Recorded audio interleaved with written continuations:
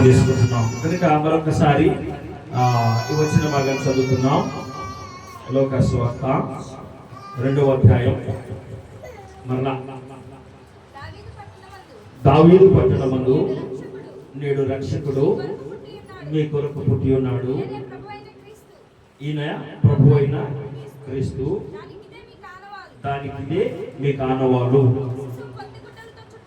ఒక శిశువు పొత్తిగుడ్డలతో చుట్టబడి మీరు చూచెదరు.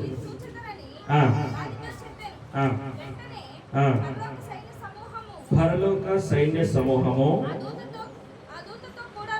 ఆ దూతతో కూడా నుండి సర్వోన్నతమైన స్థలములలో దేవునికి మహిమయు ఆయనకి ఇష్టలైన మనుషులకు భూమి మీద సమాధానమును కలుగునుగాక అని దేవుని స్తోత్రము చేయుచుండెను. చాలు చాలు చిన్న ప్రార్థన చేసుకుందామా. మహాపురుషుడు తండ్రి, ప్రేమగలిగిన యేసయ్యా, ఈ దినము, ఈ ప్రత్యేకమైన దినము, ఈ రీతిగా ప్రభా మరి క్రిస్మస్ ఆరాధనలో మేము నిజమైన క్రిస్మస్ సందేశాన్ని గ్రహించగలిగాను. మా కొరకు నీవు ఎందుకు అవతరించావో ఆ ఉద్దేశాన్ని మేము జ్ఞాపకం చేసుకునే వారిగాను మీరు మాతో మాట్లాడమని అల్పునైనా నన్ను మీ సిలువ చాటును మరుగుపరుచుకునండి. అయినా నీ నోటి బోరుగా నన్ను వాడుకునండి. శ్రేయానికి వందనాలయ్యా. నీ కృపలో నన్ను జ్ఞాపకం చేసుకొని నా నోట నీ మాట ఉంచి చేరి ఉన్న మా అందరినీ ప్రేమించిన యేసయ్యా, మా అందరితో మీరు మాట్లాడమని సహాయం దయచేయమని, ఈ క్రిస్మస్ దీవెనలో మేము తిరిగి మా కుటుంబాలకు తీసుకుని వెళ్ళటం సహాయం దయచేయమని ఈ సమయాన్ని మీ చేతులకు అప్పచెప్పుకోవచ్చు. యేసు పరిశుద్ధుడు వచ్చినాం తండ్రి. ఆమేన్ ఆమేన్. హల్లెలూయా హల్లెలూయా. చదవబడిన వాక్య భాగంలో కొన్ని ఆనవాళ్ళు చెప్పడం అనేది జరిగింది. ఆ ఆనవాళ్ళు ఏంటంటే మనం కొన్ని దినాలుగా ఈ క్రిస్మస్ ఆరాధనలో చెప్పుకుంటూ వస్తున్న ఆనవాళ్ళు ఏంటంటే, గొల్లలతో చెప్పినప్పుడు ఏం చెప్పారంటే, ఒక శిశువు పొత్తిగుడ్డలతో చుట్టబడి పండుకుంటుంటే మీరు చూసేదని కొన్ని ఆనవాళ్ళు చెప్పారు. అలాగే జ్ఞానుల యొక్క ఆ సందేశాన్ని మనం విన్నట్లయితే, జ్ఞానులు హేరోదు దగ్గరికి వెళ్ళి యేసు అంటే యూదుల రాజుగా పుట్టినవాడు ఎక్కడ అని అడుగుతారు. ఎవరి దగ్గరికి వెళ్ళి అడుగుతున్నారు? యూదుల రాజు దగ్గరికి వెళ్ళి అడుగుతున్నారు. ఆ రాజుకి కొంచెం కోపం వచ్చిందా రాదా? కొంచెం వస్తువు వచ్చిందా రాదా? కొంచెం కష్టం వేసిందా ఇదా? అరే నేను రాజు నేనుండగానే మళ్ళీ ఒక యూదుల రాజు అనే కష్టం వచ్చింది కదా. అయితే ఈ సందర్భంగా మనం జ్ఞాపకం చేసుకోవాలా, జ్ఞానులు గొప్ప సువార్త, గొప్ప సమాచారాన్ని అక్కడ తీసుకెళ్ళారు. సర్వలోకానికి మరి మంచి శ్రేష్టమైన శుభవర్తమానాన్ని వారు ఎక్కడ ప్రకటించారంటే, మంచి కష్టంగా ఆపద కలిగే చోటే ప్రకటించారు. వారు అక్కడ నుంచి వచ్చి ఆ హేరోదు రాజు దగ్గరికి వెళ్ళి, అయ్యా యూదుల రాజుగా పుట్టినవాడు ఎక్కడ? మేము అతన్ని చూడటానికి, ఆ రక్షకుడిని చూడటానికి మేము ఫలానా దేశాన్ని నుంచి వచ్చాం.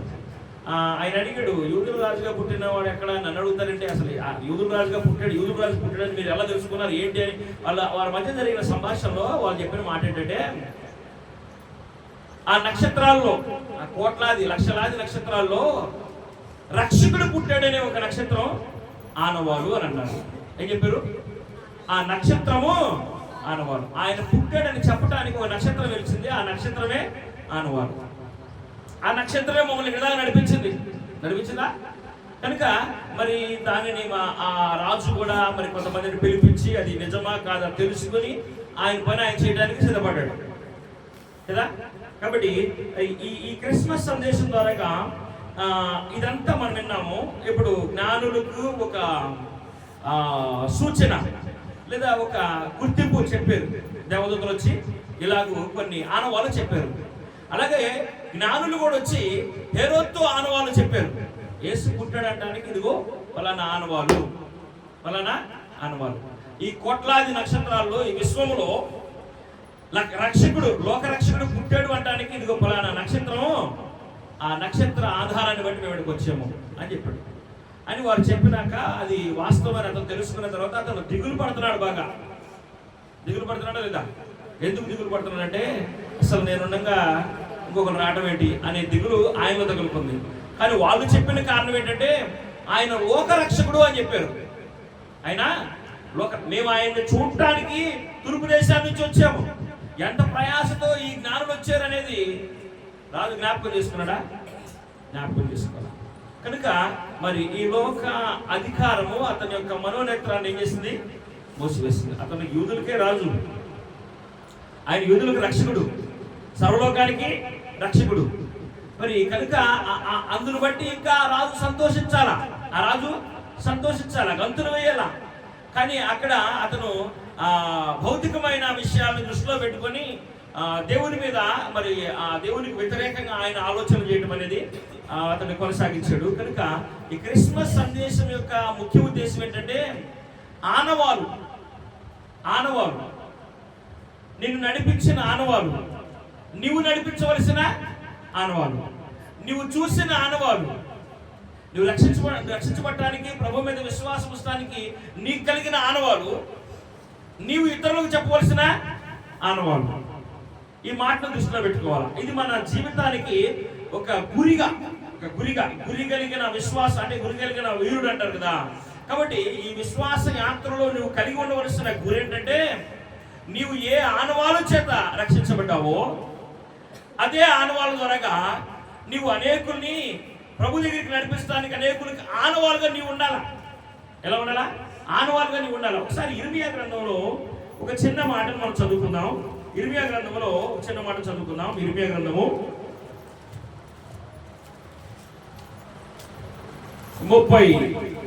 31వ అధ్యాయం, 31వ అధ్యాయం చూద్దామా? 21వ వచనం బాగా చదువుకుందాం. ఇశ్రాయేలు కుమారి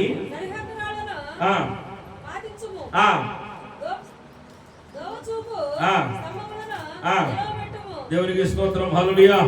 చప్పట్లు కొట్టి జనం కొడదాం. హల్లెలూయా, హల్లెలూయా. ఇశ్రాయేలు కుమారి సరిహద్దులను పాటించుము, త్రోవ చూపు స్తంభములను నిలబెట్టు. ఎక్కడికి? అర్థమవుతుంది మీకు? ఇప్పుడు మీరెవరు? ఇశ్రాయేలు కుమార్తెలా కదా? ఇశ్రాయేలు కుమార్తెలు. మీరు ఇశ్రాయేలు కుమార్తెలైన మీకు దేవుడు చెప్పే ఒక నియమం, క్రిస్మస్ సందేశం ఏంటంటే నీవు సరిహద్దులను నియమించు. నీ కుటుంబం ఎక్కడి వరకు ఉందో, నీ శ్రేయభిలాషులు ఎక్కడి వరకు ఉన్నారో, నువ్వు ఎవరి క్షేమాన్ని కోరుకున్నావో వారికి నువ్వు సరిహద్దురాళ్ళు నియమించాలి. వారి కొరకు నువ్వు ప్రార్థన చేయాలా. నా పరిధి ఇంతవరకు అని నువ్వు బౌండరీ గీయాలి. దీనికి నేను ఒక ఉదాహరణ చెప్తాను బాగా.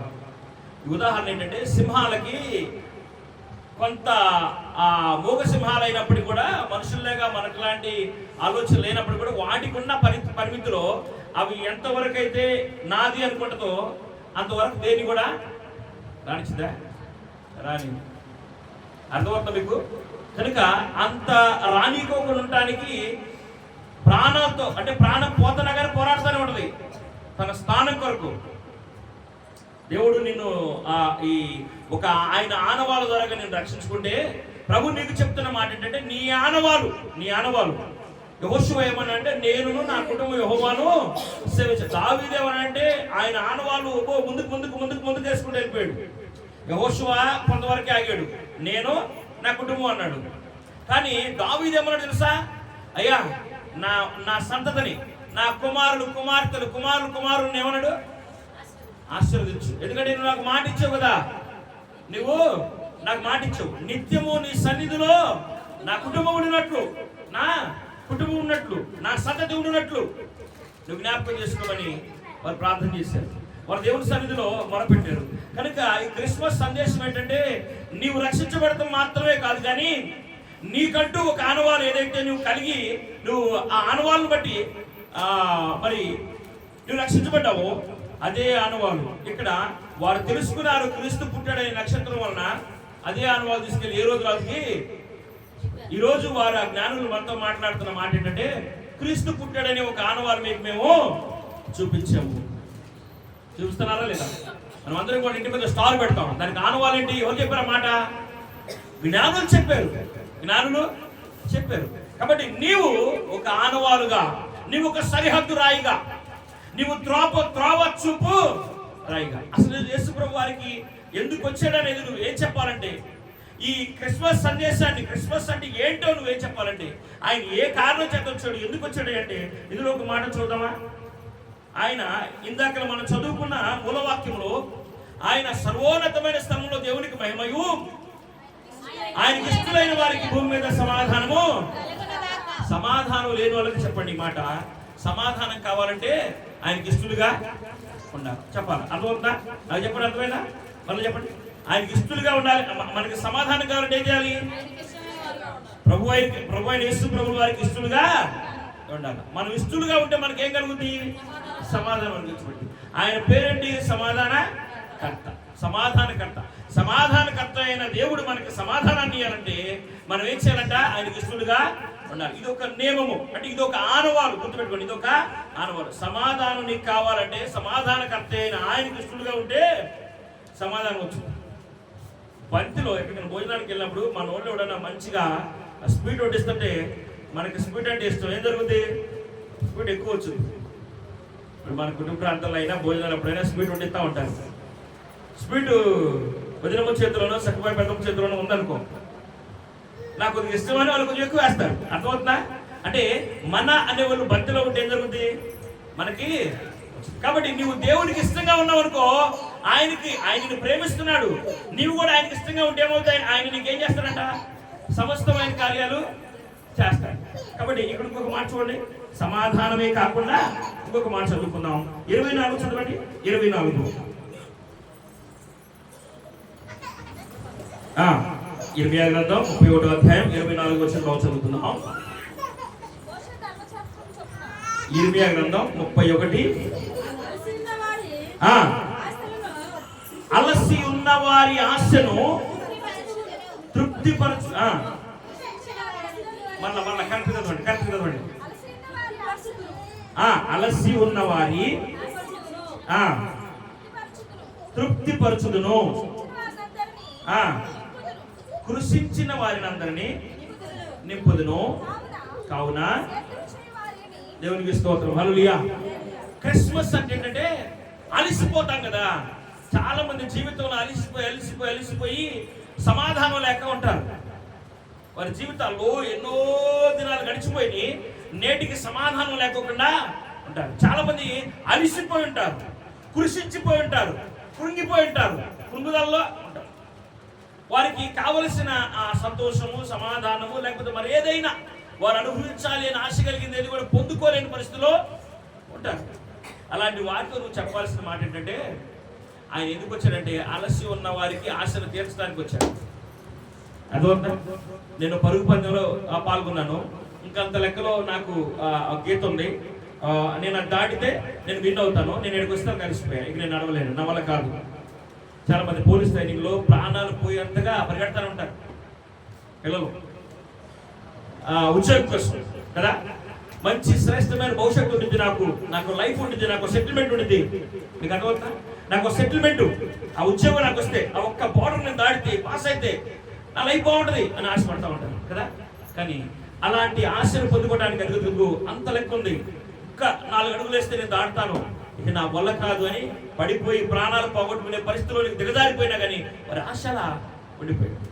అలాంటి వారితో ప్రభు చెప్తున్న క్రిస్మస్ సందేశం ఏంటంటే, నీ అలసిపోతే నీ ఆశ నేను తీరుస్తాను, నువ్వు కృషించిపోతే నేను జ్ఞాపకం చేసుకుంటాను, నువ్వు కృంగిపోతే నేను లేవనెత్తుతాను. ఆయన ఎందుకు వచ్చాడంటే కృంగిపోయిన వారిని లేవనెత్తడానికే వచ్చాడు. కృంగిపోయిన వారిని లేవనెత్తడానికి వచ్చాడు. నేను ఒక చిన్న ఉపమానం చెప్తా, చిన్న ఉపమానం. ఈ ఉపమానం చెప్పి వాక్యాన్ని ముందుకు తీసుకెళ్తానికి ఇష్టపడతాను. నా బండి పాడైంది. నాకు ఒక అతను చెప్పాడు, పలానా చోట దగ్గరలోనే మెకానిక్ ఉన్నాడు, అతని దగ్గరికి వెళ్ళి బాగు చెప్పుకోమన్నాడు. నేనేం చెప్పానంటే అతనితో, నా బండి స్టార్ట్ అయినాక బాగు అయినాక వెళ్తాలే. నవ్వొస్తా రావట్లేదా? వచ్చింది కదా. ఎందుకు వచ్చింది? బండి పాడైనప్పుడు ఎక్కడికి వెళ్ళాలా? మెకానిక్ దగ్గరికి వెళ్ళాలి. బాగా అయినాక వెళ్తానంటే ఉపయోగం ఏముంది? వాడి దగ్గరికి వెళ్తేనే కదా నన్ను బాగు చేసేది, బండి బాగు చేసేది. లేదు, నాకేదో జబ్బు చేసింది, నేను తలకాయ వచ్చిందో, కళ్ళు తిరుగుతున్నాయో, ఏదో కళ్ళు కనపడతలేదు. ఒక అతను అన్నయ్య వచ్చాడు, ఏం చెప్పండి అయ్యా పలానా చోట డాక్టర్ గారు మళ్ళీ బాగా చూస్తాడు, ఆయన నీకు తలనొప్పి పడినావు కదా, కళ్ళు జోడిస్తాడు, బాగా వెళ్ళండి అన్న. వెళ్తానన్నా, ఖచ్చితంగా వెళ్తాను, ఖచ్చితంగా తగ్గినాక వెళ్తా. ఏంది ఖచ్చితంగా? నన్నేమంటారు? దగ్గర అంటానే ఉంటారు. ఆ మాట అంటే తెగురు అంటారు కదా, అది వెళ్ళాల్సిన దగ్గరికి బాగా నప్పటి వైద్యుడి దగ్గరికి వెళ్ళాలా కదా. చాలామంది యేసుప్రభు నమ్మకయ్యా అన్నాం అనుకో, ప్రార్థనకు రారా నాయన అన్నాం అనుకో, నాకు కొన్ని బలహీనతలు ఉన్నాయి, కొన్ని వ్యసనాలు ఉన్నాయి, అవన్నీ తగ్గినాక వస్తా, అవన్నీ తగ్గినాక మరి పిచ్చోడు అవన్నీ తగ్గినాక నువ్వు రావాల్సిన అవసరం లేదు, ఉందా లేదు. ఆ ధర్మశాస్త్రాన్ని దాటలేకపోతున్నావు కాబట్టి, అంటే ఆయన ఏదైతే ఆ వ్యసనాన్ని నువ్వు దాటలేకపోతున్నావు కాబట్టి నీకోసం వచ్చి ఆయన ప్రాణం పెట్టాడు. భూమి మీద ఎవరు నీతిమంతుడు ఎవరు లేడు, అందరూ పాపం చేసి దేవుడి గురించి మహిమను పొందలేకపోతున్నారు, ఇక లాభం లేదు, నేనే ఈ భూమి మీదకి వెళ్తాను, ఆ వ్యసనాన్ని నుంచి వాళ్ళు విడిపిస్తాను. అర్థమవుతుంది మీకు బాగా? ఆ వ్యసనాన్ని నుంచి వారు విడిపిస్తానికి నా ప్రాణం పెడితే సరిపోయింది, నా ప్రాణం పెడితే సరిపోయింది, అప్పుడు వారు విడిపించబడతారు. అందుకని రోమిలికి రాసిన పత్రికలు ఏముందంటే, నీ నోటితో ఒప్పుకొని హృదయం మందు విశ్వసిస్తే రక్షణ పొందుతామన్నది కదా, రక్షణ పొందుతామన్నది. కాబట్టి వ్యసనాలతో ఉన్న వాడితో చెప్పాల్సిన మాట ఏంటంటే, నాయన నువ్వు వ్యసనంతోనే మందిరానికి రా, నీ వ్యసనాన్ని ఏం చేసిందంటే నీ మురికిని ఇస్సోపు, ఈ వాక్యం అనే ఇస్సోపు కడిగింది, నేను పవిత్రపరిచింది. ఈ వాక్యం అనే ఇస్సోపు అనే అనుభవం నీకు కావాలా, ప్రతిరోజు కావాలా. వారానికి ఒకసారి స్నానం చేసేవాడు. ఒక ఆయన్ని ఎందుకు స్నానం చేసేవాంటాడు, ఆ అడవిలో ఎలుగుబంటి స్నానం చేస్తాయి అంటాడు. పక్కన కూర్చోబెట్టుకుంటావా? కూర్చోబెట్టుకుంటారు మీరు? నేను అసలు కూర్చోబెట్టుకుంటాను. అంటే అర్థమవుతుంది మీకు? ఆ వాక్యం అనే ఉతక స్థానం మనకి ప్రతిరోజు ఉంటే మన ఆత్మీయ జీవితం పరిమళ వాసన వచ్చింది, పరిమళ వాసన వచ్చింది. మనకు అక్కరలో ఉన్నది ఏది కూడా మనకు అక్కరగా కనపడదు, అన్ని కూడా సమృద్ధిగా తీర్చబడుతూ ఉంటాయి. కాబట్టి క్రిస్మస్ అనే ఈ ఉద్దేశం ఏంటంటే, ఆయన లోకానికి రావాల్సిన ఉద్దేశం ఏంటంటే, ఆయన ప్రణాళిక ఏంటంటే, వ్యసనంలో ఉన్నవాడిని, వ్యసనాక్రాంతుడిని, కృంగిపోయిన వాడిని, కృషించిపోయిన వాడిని, నెమ్మది లేని వాడిని, సమాధానం లేని వాడికి సమాధానం కలుగు చేయడానికి, పడిపోయిన వాడిని లేవనెత్తడానికి ప్రభువైన యేసుక్రీస్తు వారి లోకానికి. ఇది నిజమైన క్రిస్మస్. ఆయన ఎందుకు వచ్చాడంటే ఇందుకు వచ్చాడు. నేను నా గురిని లేకపోతే నా నా నా నా గట్టు నేను ఎక్కలేకపోతున్నాను, నేను ఎక్కిస్తానికి వచ్చాడు. దావీదు ఏమన్నాడంటే, అయ్యో నేను ఒంటరి వాడిగా ఉన్నాను, నా అన్నదమ్ములు, నా బంధువులు, నా రక్త సంబంధికులు అందరూ అదిగో ఆ పట్టణంలో ఆ కొండ మీద ఉన్నారు, నన్నేమనో గొర్రెలు కాసుకోమని ఎలోయిలోకి, అడవిలోకి పంపించారు. నన్ను ఒక్కసారి అక్కడికి ఎక్కించవా? అసలు మా అన్నలు, మా సహోదరులు, మా కుటుంబం, మా నాన్న వాళ్ళందరూ అక్కడ ఎలా ఉన్నారో తెలుసుకోవాలి నేను. అసలు ఆ ప్రాంతాన్ని చూడాలా, ఆ కొండ మీద ఉన్న ఆ ప్రాంతాన్ని, ఆ ఎత్తైన కొండ మీదకి ఒకసారి ఎక్కిస్తే నేను అక్కడ ఎలా ఉందో చూడాలనుకున్నాడంట. దేవుడి దగ్గర అలా ప్రార్థన చేస్తే దేవుడు ఏం చేశాడంటే, అది చూడటం కాదు, దాన్ని యాదిచ్చాడు. చప్పట్లు హల్లెలూయా. పిచ్చోడానికి నన్ను అడుగుతున్నాను, నా అమ్మకపోయిన బిడ్డవి, నీవు నాకు ఇష్టడివి, నీకు సమాధానం ఎవరికి ఇస్తాను? బాగా అర్థమవుతుంది మీకు? నీవు అడవిలో ఉన్నా నాకు ఇష్టడిగానే ఉన్నావు, ఎడారిలో ఉన్నా నాకు ఇష్టడిగానే ఉన్నావు, లోయల్లో ఉన్నా నాకు ఇష్టడిగా, నన్నే ఆశ్రయించావు. కాబట్టి నిన్ను అక్కడ పోయి చూడటానికి కాదు, అది మొత్తం ఏరటానికి, ఇంకా దాన్ని మంచి కట్టడాలతో కట్టించి నీవే దానికి ఒక ప్రఖ్యాతి తీసుకొచ్చే వ్యక్తిగా నేను నిన్ను చేస్తాను. రాజుగా చేసి సింహాసనం మీద కూర్చోబెట్టాడు. ఎందుకంటే దేవునికి ఇష్టడుగా ఉన్నాడు కాబట్టి. అయ్యా దేవునికి ఇష్టడుగా అంటాడయ్యా వాడు అంటాడు, దావీదు అంటే పడిపోయాడయ్యా. దావీదు దేవుడి సన్నిధిలో ఉన్నాడు కాబట్టి పడిపోయినాక నిలబెట్టాడు. హల్లెలూయా. నేను అంటాను, దావీదు దేవుని సన్నిధిలో ఉన్నాడు కాబట్టి పడిపోయినాక నిలబడ్డాడు. అర్థమవుతా? దేవుని సన్నిధిలో లేకపోతే పడిపోయిన చోటే ఉంటాం. పక్కన ఎవరైనా ఉన్నారనుకో, నువ్వు ఊపిలో పడ్డాక లాగుతారు. పక్కన ఎవరు లేరనుకో ఏమవుతుంది మన పరిస్థితి? లేపే వాళ్ళు ఎవరు? ఇదాక మా బిడ్డ కొంచెం కాలు జారి అలా పడింది, నేను ఇక్కడ చూశాను, రేవి అని అందరు పరిగెత్తారు, లేపారు. అంటే మనం ఉన్నాం కదా, అట్లాగే నీ పక్కన నీ దేవుడు ఉంటే, ఆయన నీ కోసం వచ్చాడు కదా, నిన్ను ప్రేమించాడు కదా, ఆయన నీ పక్కన ఉంటే, అయ్యా నువ్వు నాతో రావా, నీవు వస్తే నేను నడుస్తా. ఆయన అంట మోసే, అయ్యా నన్నేమో ఆడ కొనమన్నావు, నేనేమో ఆడ నుంచే పారిపోయి వచ్చాను, నా ఒక్కడో అయితే కాదు, కానీ నువ్వు నాతో ఉంటే నేను ఏదైనా చేయగలను. ఆ ఫరోనే కాదు, ఫరో యొక్క రాజ్యాన్ని కాదు, అసలు సమస్తాన్ని కూడా ఎదిరిస్తాను అన్నాడు. వెళ్ళిపోయాడు, ఎదిరించాడు, దేవుడు తోడుగా చేసుకొని వారిని విడిపించాడు.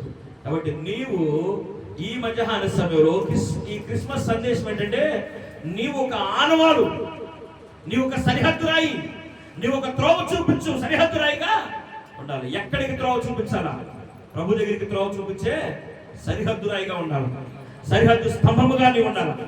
నీవు అలా ఉంటే నీకేం కలిగిందంటే సమాధానం కలుగుతుంది. నువ్వు కృంగిపోవాల్సిన అవసరం లేదు. కృంగిపోయిన వారిని లేవనెత్తడానికి ఆయన వచ్చాడు, కృంగిపోయిన వారిని లేవనెత్తడానికి ఆయన వచ్చాడు. కాబట్టి ఈ మధ్యాహ్న సభలో ఇంత శ్రేష్టమైన మీకు అర్థమైన ఉపమానము. ఎవరు దేవుని దగ్గరికి వెళ్ళాలా? వ్యసనాక్రాంతులే దేవుని దగ్గరికి వెళ్ళాలా. ఆడికి వెళ్తే ఒక్కొక్క వ్యసనం ఏమైపోతా ఉంటది? తొలగిపోతూ ఉంటది. ప్రభు కడుగుతూ ఉంటాడు, పవిత్రపరుస్తూ ఉంటాడు, మనం బాగు చేస్తూ ఉంటాడు, మనం పరిమళ వాసనగా మారుస్తూ ఉంటాడు. అలడియా నేను ఒక్కొక్క మాట చిన్న ఉపమానం చెప్పి వార్తలు ముగిస్తాను.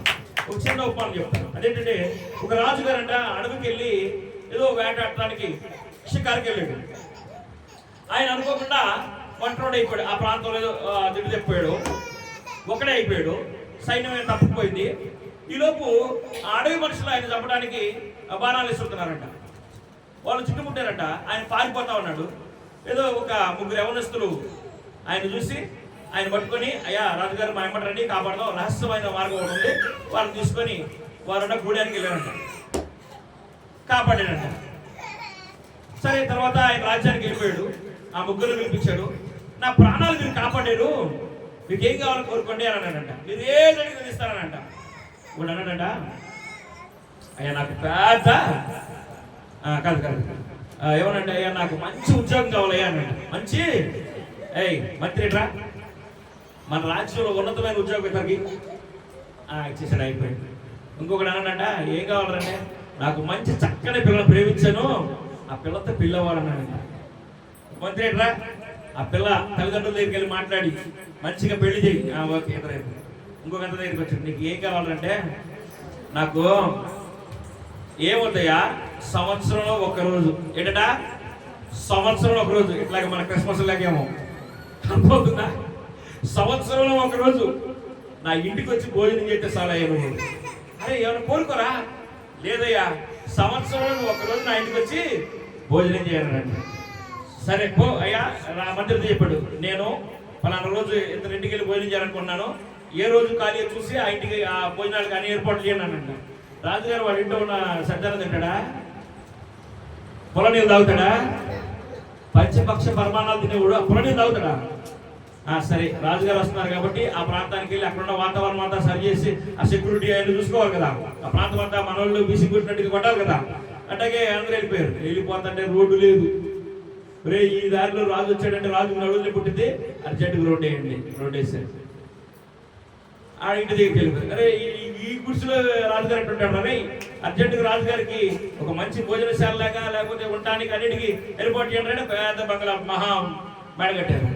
తర్వాత అరే భోజనం చేసినాక రాజుగారికి కాస్త శాంతి చేస్తానికి, అరే రాజుగారికి కావాల్సిన సౌకర్యం అంటే అదంతా ఏమైపోయింది? రాజనగరం అయిపోయింది. చదువుడియా అలేరియా ఏమైంది? అప్పుడు ఆ పట్టణస్తులు అన్నారంట, ఒరే నీవు కోరుకున్న ఒక కోరిక వలన అరే మన పట్టణం అంతా, అరే మన పల్లెంతా బాగుపడిందిరా. ఏంటంట? రే మన పల్లెంతా బాగుపడిందిరా. నీ కోరిక ఎంత గొప్పదిరా. అరే నువ్వు కోరుకున్న కోరిక మమ్మల్ని అందరినీ బాగు చేసిందిరా. చప్పట్లు కూడా జనపడతాం. హల్లెలూయా. నీ జీవితంలో క్రిస్మస్ రోజు కోరుకోవాల్సిన కోరిక ఏంటంటే అర్థమవుతుందా? నువ్వు క్రిస్మస్ రోజు కోరుకోవాల్సింది ఏంటంట?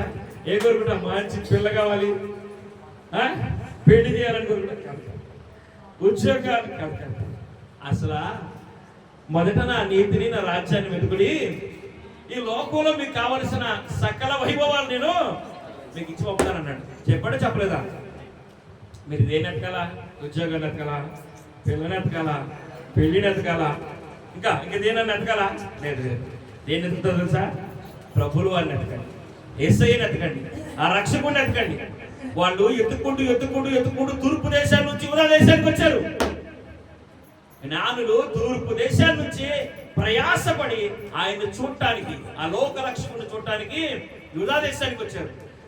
ఈ మధ్యాహ్న సమయంలో ప్రభు చెప్తున్నాడు, నీవు ప్రభువుని వెతికితే ఆయన దొరికేవాడు. నువ్వు ఆయన ఎతికితే ఆయన ఏమన్నా అంటే నీకు కావలసినవన్నీ కూడా నేను అనుగ్రహిస్తాను. మొదట నా నీతిని నా రాజ్యాన్ని వెతుకుడి, తర్వాత అవన్నీ కూడా మీకు ఏది కావాలో అవన్నీ కూడా అవన్నీ మీ వెనకమాలే వస్తాయి.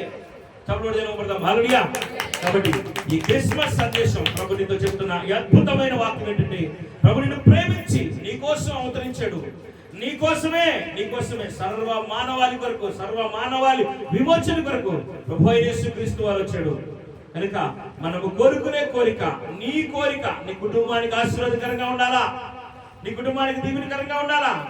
నీవు మాత్రమే కాదు, నీవు ఒక ఆనవాలుగా ఉండాలా. జ్ఞానులు ఆనవాలు చూపించారు రాజుకి. దేవదూతల నుంచి గొల్లలకి ఆనవాలు చెప్పుని ఈ మధ్యాహ్న సమయంలో ప్రభు చెప్తున్నాడు, నీవు ఒక సరిహద్దు రాయిగా, నీవు దేవుని దగ్గరికి అనేకుల్ని నడిపించే సరిహద్దు రాయిగా, ఒక స్తంభముగా నీవు ఉండాలని ప్రభు కోరుకుంటున్నాడు. ఎవరి కొరకు? శ్రమలో ఉన్న వారి కొరకు, వ్యాధిలో, బాధలో, నిట్టూర్పులో ఉన్న వారి కొరకు, కృంగిపోయిన వారి కొరకు, సమాధానం లేని వారి కొరకు నీవు వారికి సమాధానం నుంచే సరిహద్దు రాయిగా ప్రభు మార్చునుగాక. దేవుడు చిన్న వాక్యాన్ని, కొద్ది వాక్యాన్ని నీ జీవితానికి, నీ కుటుంబానికి, నీ పట్టణానికి, నీ గ్రామానికి, నీ రక్త సంబంధికుల బంధుమిత్రులకి, శ్రేయభిలాషులందరికీ కూడా గొప్ప రక్షణ సువార్తగా నిన్ను ఆనవాలుగా ప్రభువు మార్చి మరలా 2026లో క్రిస్మస్ పండుగ ఈ రీతిగా మనం జరుపుకునేటప్పుడు నీవు అనేకులను నడిపించిన ఆనవాలుగా, ఒక జ్ఞానిగా, ఒక జ్ఞానవంతురాలు ఏం కట్టుకునిదంట? చెప్పండి. ఇల్లు కట్టుకునితే నీ ఇంటిని నువ్వు కట్టుకో. నువ్వు జ్ఞానవంతురాలు అయితే ఇల్లుని కట్టుకో. స్వార్థపరురాలు అయితే నీకు కావలసిన అడుగు. నీ స్వార్థపరులు ఇద్దరు అడిగాడు కదా, నాకు ఉద్యోగం కావాలన్నాడు, ఒక పెళ్లి కావాలన్నాడు. నువ్వేం కోరుకుంటున్నావు? నీ కోరిక నీ ఇంటిని బాగు చేసేదే ఉండాలా, నీ కోరిక నీ కుటుంబాన్ని బాగు చేసేదే ఉండాలా. నీ కోరిక కురిగిపోయిన వారిని, కృషించిపోయిన వారిని, నలిగిపోయిన వారిని, పడిపోయిన వారిని లేవనెత్తేదిగా ఉండాలా. ఆ రీతిగా ప్రభు నిన్ను సిద్ధపరచునుగాక. ఆమె తల వంచని ప్రార్థన చేసుకుంటాం.